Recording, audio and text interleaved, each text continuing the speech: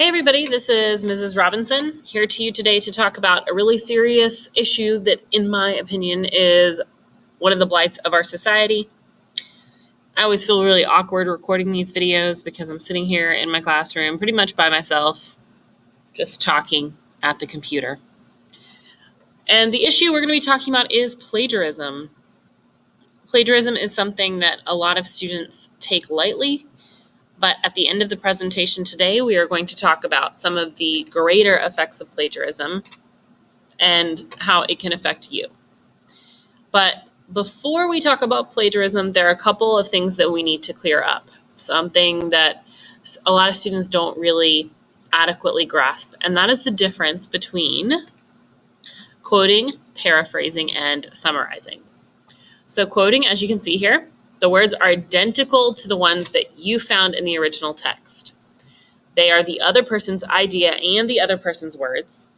And you must use quotation marks and, as always, attribute your original source by citing. Wow, you can judge me for that one, by citing. Next is paraphrasing. You construct a passage into your own words, but you're still using someone else's ideas. And I want to get that across. You're still using someone else's ideas. You do use your own sentence structure, but again, because they are not your ideas, you must attribute to your original source. And so you would do that by citing, or as I said improperly a second ago, citating.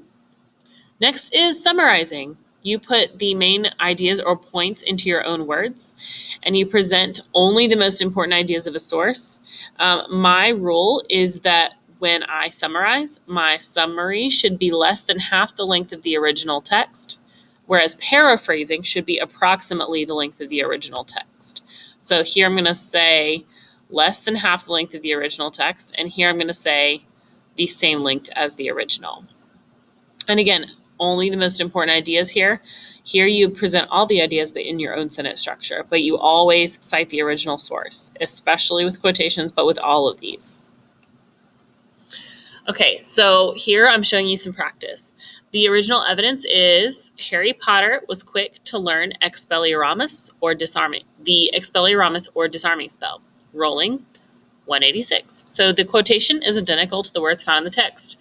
Here you can see this quote is identical to the one above. Here we have a paraphrase. You adapt the passage into your own words with similar length and idea. Harry Potter had little trouble mastering the disarming spell, but again, we still have to cite the original. We cite the original here. We cite the original here. And then over here in summary, you put the main points into your own words and shorten the length of the text. Harry Potter learned the spell, rolling 186. What I want you to do now is practice on your own. The original says Katniss Everdeen knew instantly that she had to survive the Hunger Games. So what I want you to do, up here to the right of the screen, there will be a place for you to type a quotation, label it quotation. You'll type a paraphrase, and you will type a summary up here in the upper right-hand corner. There should appear a question. So when do we not have to cite our information? Most people want to know. Everywhere else. So anywhere that you are not using someone else's ideas, you don't have to cite, obviously. But anywhere that you are using someone else's ideas, you do have to cite. Whenever we write a claim, something that we believe, common knowledge, or explanation of a quote or evidence, you don't have to cite. But if they're not your ideas, if you got the facts or the information from somewhere else, then you need to cite it. So let's talk about plagiarism. What is plagiarism? It is the practice of taking someone else's ideas and passing them off as your own. To avoid it, good writers always cite their sources. So here are some general guidelines. Use quotation marks and credit the source when you copy exact wording. Use your own words to paraphrase to make clearer. Give credit for words and ideas that are not your own, even if you paraphrase. This is essential. Even if you paraphrase, you must do that.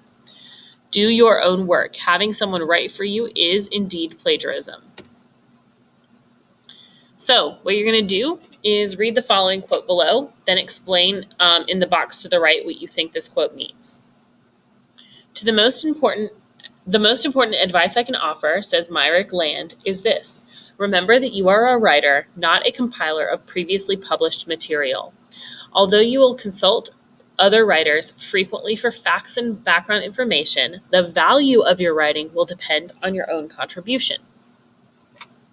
So in the box to the right, you're going to paraphrase this quote and explain what you think it means. Make sure to cite your source. This is your source right here. Okay, so we're going to practice determining what plagiarism is. Read the following quote.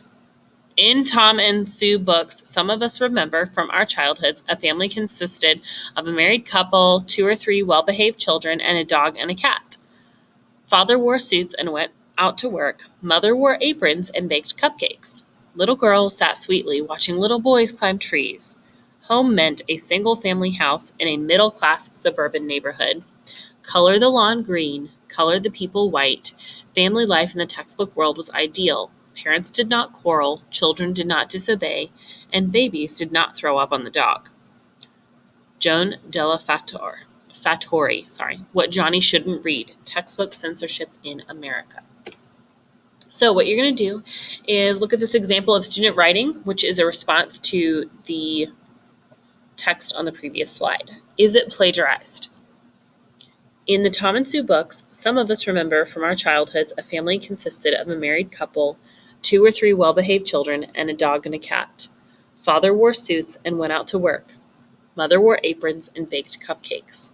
Little girls sat demurely watching little boys climb trees. First of all, is this plagiarized? Secondly, why?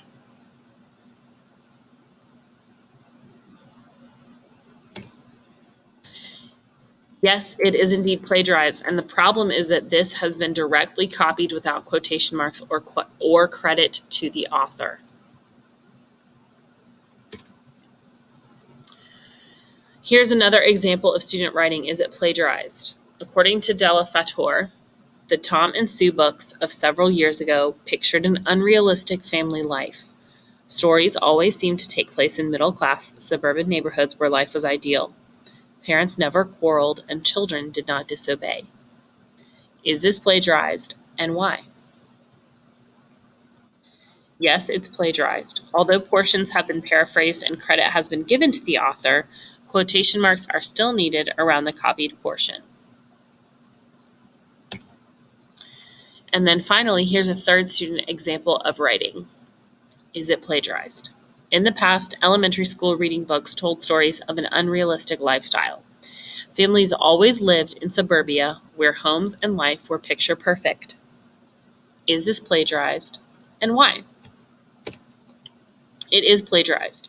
The problem is that although this has been summarized, the credit has not been given to the author. So the takeaway here is that if in doubt, ask your teacher. He or she wants to help you maintain your intellectual honesty. In terms of the effects of plagiarism, you obviously lose your teacher's trust. It may seem small to you, but it's actually a big deal. The consequences can be dire and may include receiving a 0 on an assignment, a call home, a referral, or in college, you may be kicked out of college and or taken before a disciplinary board of your peers.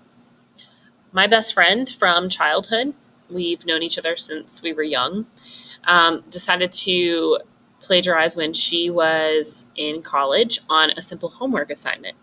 She lifted a couple sentences out of a book and a professor caught her. She actually got kicked out of college and had to finish her degree elsewhere. So my advice to you is to not do that.